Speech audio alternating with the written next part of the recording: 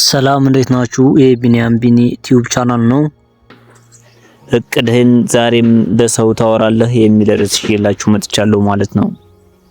እቅድን ማውራት ያለውን ጉዳት በሰፊው ለማብራራት ሞክራለሁ። አብራችሁን ቆዩ። እንዳው አንዳንድ አባባሎች አሉ። እቅድን በሚስጥር መያዝ ለስኬት ካላቸው ጠቀሜታዎች አንጻር ብዙዎች እንደውም ዝምታ ወርቅ ነው የሚል አባባል አላቸው። በተለይ ታዋቂ ስራ ፈጣሪዎች፣ ፈላስፋዎች እና የስነ ልቦና ባለሙያዎች ይህንን ሐሳብ በተለያዩ ምክንያቶች ይደግፉታል። የሚከተለው በዙ ዙሪያ ያተኮረ ሰፊ ትንታኔ እና የታዋቂ ሰዎችን እይታ ይዤላችሁ ቀርብ ያለው አብራችሁን ቆዩ። የስነ ልቦና እይታ የውሸት እርካታ ወይም the premature sense of competence ይባላል። ይህ የስነ ልቦና ባለሙያዎች እንደሚናገሩት እቅዳችን ለሰዎች ስንናገር አእምሮአችን ስራውን እንደጨረስን አድርጎ ሊቆጥር ይችላል። ይህ አይደንቲቲ ጎል ይባላል። ለሰው ስንናገር የምናገኘው አድናቆትና እውቅና ገና ስራውን ሳንሰራው የደስታ ሆርሞን ወይም ዶፓሚን እንዲመነጭ ያደርጋል። ይህም እውነተኛውን ስራ ለመስራት የሚያስፈልገንን ጉልበትና መነሳሳት ሞቲቬሽን ይቀንሰዋል ማለት ነው።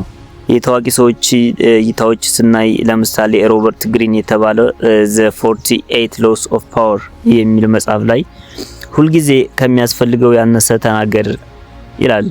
ግሪን እንደሚለው እቅድን በዝርዝር መናገር ተጋላጭ ያደርጋል፣ ሰዎች ቀድመው እንዲገምቱና እንቅፋት እንደሆኑብህ በር ይከፍታል ይላል። ዝምታ ግን ጥንካሬና ሚስጥራዊነትን ይፈጥራል። ናፖሊዮን ሂል ቲንክ ኤንድ ግሮው ሪች በሚለው መጽሐፉ ውሳኔህን ለዓለም ንገረው፣ ነገር ግን መጀመሪያ በተግባር አሳየው። ሂል እቅድን ከማውራት ይልቅ ውጤትን ማሳየት እንደሚቀድም ያሳስባል። ዴሪክ ሲቨርስ የቴንድ ተናጋሪ ሲቨርስ ባደረገው ጥናት መሰረት እቅዳቸውን በሚስጥር የያዙ ሰዎች ከሚናገሩት ይልቅ ግባቸውን የማሳካት እድላቸው ሰፊ ነው ብሎ ይናገራል። ምክንያቱም ንግግር የተግባርን ጉልበት ይሰርቃል። ለምን ሚስጥር መጠበቅ ያስፈልጋል የሚለውን ስናይ የመጀመሪያው ከአሉታዊ አስተያየቶች ለመራቅ ገና ያልበቀለ ሐሳብን ለሰዎች ስንናገር አይሆንም፣ ከባድ ነው ወይም ይከሽፋል የሚሉ ተስፋ አስቆራጭ ንግግሮች የሐሳባችንን መሞቻ ሊሆኑ ይችላሉ። ሁለተኛው ለጥራትና ለትኩረት ጉልበታችንን በማውራት ላይ ከማባከን ይልቅ ሙሉ ትኩረታችን ስራው ላይ እንድናደርግ ይረዳናል። የመገረም ሁኔታ ሰርፕራይዝ ፋክተር ለመፍጠር ስራው ተጠናቆ ለሰዎች ሲታይ የሚኖረውን ክብርና ዋጋ አስቀድሞ እየተወራለት ከነበረው ስራ ይበልጣል። በምትኩ ምን ይደረግ? በዝምታ ስራ ነው። የመጀመሪያው ድምጽህ ውጤትህ ይሁን። የታመኑ አማካሪዎች ብቻ መምረጥ አለብህ። ሁሉንም ነገር ለሁሉም ከመናገር ይልቅ ለጉዳዩ እውቀት ያላቸውን ጥቂት ሰዎች ብቻ በማማከር መቅረፍ ይቻላል። ውጤትን አሳይ። ሰዎች ስለ እቅድህ ሳይሆን ስለተገኘ ውጤት እንዳወሩ አድርግ። በአጠቃላይ ዝም ብለህ ዝራ፣ ፍሬው ሲበቅል ግን ሁሉም ያየዋል እንደሚባለው ትልልቅ ሰዎች ወይም ትልልቅ ስኬቶች በታላላቅ ጫጫታ ሳይሆን በጸጥታና በትጋት ውስጥ ነው የሚወለዱት። የስትራቴጂያዊ ብልጫ ወይም ስትራቴጂክ አድቫንቴጅ በጦርነትም ሆነ በንግድ ዓለም የመገረም ስልት ወይም ኤሌመንት ኦፍ ሰርፕራይዝ ትልቅ ዋጋ አለው። እቅድህን ለሰዎች ስታካፍል ካርታህን አሳልፈህ እንደመስጠት ይቆጠራል። ሱንዙ The Art of War እቅዶችን እንደ ሌሊት ጨለማ የማይታዩና የማይገቡ ይሁኑ፣ በመተነሳሳበት ጊዜም እንደ መብረቅ ድንገተኛ ሁን ይላል። ይህ ማለት በጠላቶችህ ወይም ተፎካካሪዎችህ ምን እንደምታደርግ ካላወቁ ላደናቅፉ አይችሉም ማለት ነው። የንግግር ወጥመድና የተግባር ድህነት ብዙ ጊዜ ስለ እቅዳችን ስናወራ በአእምሮአችን ውስጥ አንድ አይነት የስኬት ስሜት ይፈጠራል። ይህ ስሜት ግን አደገኛ ነው። ፍሬድሪክ ኒኪ እንደሚለው ታላላቅ ነገሮች ሁሉ መጀመሪያ በብቸኝነትና በዝምታ ውስጥ መብሰል አለባቸው የሚል አስተሳሰብ አለ። ሐሳብን ገና ሳይተገበር ለሰው ስታወጣው ሐሳቡ ያለውን ጥሬ ጉልበትና ጥልቀት ያጣል። ለምን ዝምታ ከጥበቃ ይቆጠራል? ፕሮቴክሽን የእንቅፋት መቀነስ ሰዎችን ስለ እቅድህ በነገርካቸው ቁጥር ሳታውቀው ተመልካቾችን እየጋበዝክ ነው። እነዚህ ተመልካቾች ደግሞ በቅናት ባለማወቅ ወይም በጥርጣሬ አይሳካልም የሚል መንፈስ ሊያጋቡብህ ይችላሉ።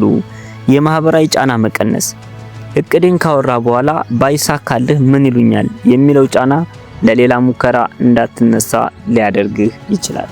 ተፎካካሪዎችህ ምን እንደምታደርግ ካላወቁ ሊያደናቅፉ አይችልም። እቅድህን ካወራ በኋላ ባይሳካልህ ምን ይሉኛል የሚለው ጫና ለሌላው ሙከራ እንዳትነሳ ሊያደርግህ ይችላል። በሚስጥር ሲሆን ግን የመውደቅና የመነሳት ነፃነት ይኖራል። የታዋቂ ሰዎች ተግባራዊ ምሳሌዎች ኒኮላ ቴስላ አብዛኛውን የፈጠራ ስራውን የሚሰራው በአእምሮ ውስጥ ብቻ ነበር። ለሰዎች ቀድሞ ከመናገር ይልቅ ስራው ሙሉ በሙሉ ተጠናቆ ውጤቱ እስከሚመጣ ድረስ በሚስጥር መያዝ ይመርጥ ነበር። ሐሳቤን ስለሰረቁኝ አላዝንም፣ የራሳቸው ሐሳብ ስለሌላቸው እንጂ በማለት ሚስጥር መጠበቅን አስፈላጊነት በተዘዋዋሪ ይገልጻል። አፕል አዳዲስ ምርቶችን ከመልቀቁ በፊት ያለው የሚስጥር አጠባበቅ የታወቀ ነው። ጆብስ እቅዶችን በሚስጥር በመያዝ ምርቱ ይፋ በሚሆንበት ቀን ዓለምን የማስገረም ጥበብን ይጠቀም ነበር። የበረዶ ግግር ወይም አይስበርግ ህግን ተከተል። ሰዎች የሚያዩት ከላይ የሚታየውን ውጤት ብቻ ይሁን። ከውሃው በታች ያለውን ሰፊ የዝግጅትና የእቅድ ክፍል በሚስጥር ያዘው። ትህትና የተሞላበት ዝምታ ስለወደፊት ስኬትህ ከመፎከር ይልቅ አሁን ስላለበት ትጋት ብቻ ጥቂት ተናገር። በድርጊት መተርጎም። ሰዎች ምን ለማድረግ አቅደሃል ብለው ሲጠይቁህ አሁን እየሰራ ያለውን ጥቃቅን ስራዎች ብቻ ጥቀስ እንጂ ጥልቁን ምስል ቪዥን አታሳያቸው። ዝምታ የድክመት ምልክት ሳይሆን የጥንካሬና የብልህነት መገለጫ ነው። ታላላቅ ዛፎች መሬት ውስጥ ስራቸውን ሲሰዱ ማንም እንደማያቸው ሁሉ የአንተም የስኬት መሰረት በዝምታ ውስጥ ይገንባ። ከወደዳችሁት ላይክ እንደዚሁም ሰብስክራይብ በማድረግ ቤተሰብ ይሁኑ።